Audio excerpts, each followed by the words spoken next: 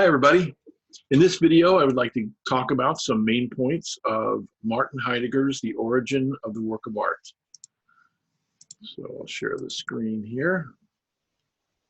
Now, Martin Heidegger is a German philosopher, and his philosophy is very distinctive in how he writes. Sometimes what he says sounds like he's going in a circle, but he has explanations for that, as we'll see. So it's a very sparse kind of writing. It's very to the point, even though it seems obscure. One has to sort of get a handle on it. So I think referring to this video could be helpful with this reading. Okay, so in The Origin of the Work of Art, Martin Heidegger, German philosopher, associated especially with phenomenology and existentialism in philosophy. His ideas have influenced development of European philosophy. Heidegger tells us that origin means what something is and where it came from. Origin is the source of something's nature, he says. We usually think of an artwork as something that comes from an artist, but both artist and artwork come from art. So in other words, art kind of has to be established in order for there to be an artist, in order for there to be a work of art. So he's going to be talking about soon here in his article about the character of the peasant shoes here by Vincent van Gogh, and he's going to make a judgment on these peasant shoes, what the nature of art is. So he asks, what is the nature of art? We can infer it from the work, Heidegger tells us, but then we are going in a circle. But it's not a defect. In other words, it's not a vicious circle or a simply begging the question kind of circle. This is how thinking works. We go back and forth between categories and particulars. So for instance, think of the way we go back and forth between table, we're saying capital T table, which is the concept of table in general, not necessarily any particular table, and particular tables. So we go back and forth, it's kind of a circle, but we're gaining knowledge and understanding by going back and forth between these two. So he says all artworks are things, but they are more than that. This more is the artwork's artistic nature, right? It comes through an allegory and symbol. So we're looking for, and here's a very Heideggerian notion, the thingly element. The thingly element of a thing, like what is it that makes it a thing? The thingly element is like the substructure with the authentic element built on top.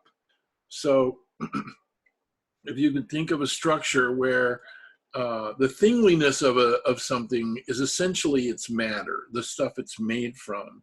And then what makes it the authentic thing that it is the form. So if you think of a table, for instance, it's, let's say it's a wooden table. It's made of wood. The wood is its thingly character, or its thingly element, excuse me. And then the authentic element, the thing that makes it what it is the shape of it. So it's form or shape in the sense of shape, form used there. So the idea of matter and form derives, derives from equipment. Okay, he finds this very important, the idea of equipment. So the material part of the equipment is the matter, and the use of it is the form. So you think of a hammer. The usefulness of equipment comes from its reliability, which is its essence. Its essence is reliability.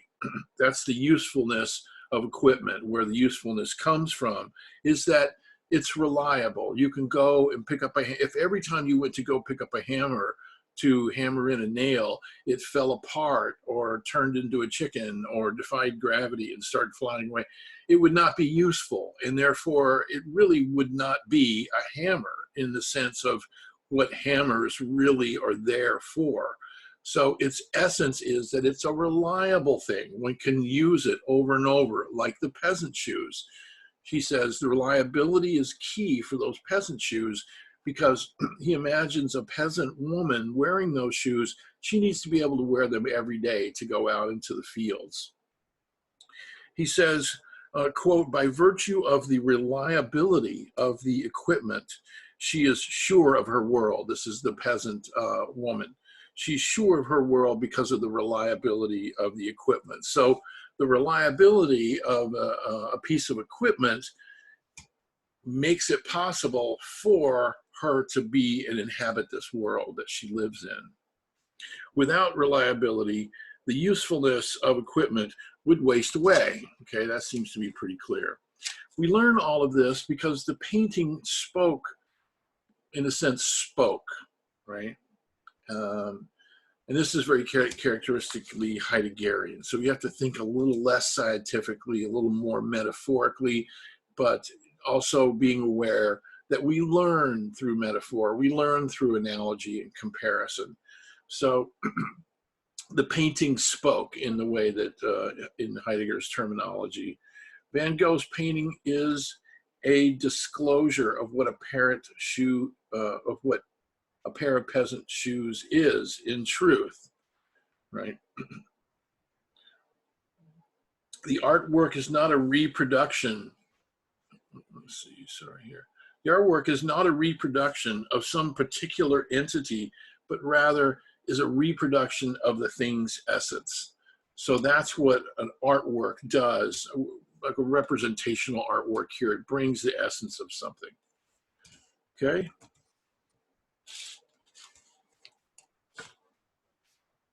It reproduces the thing's general essence. Okay, I hope that this video has been helpful to you in understanding this very interesting article. Thank you very much for watching. Thank you for your time and attention, and see you next time.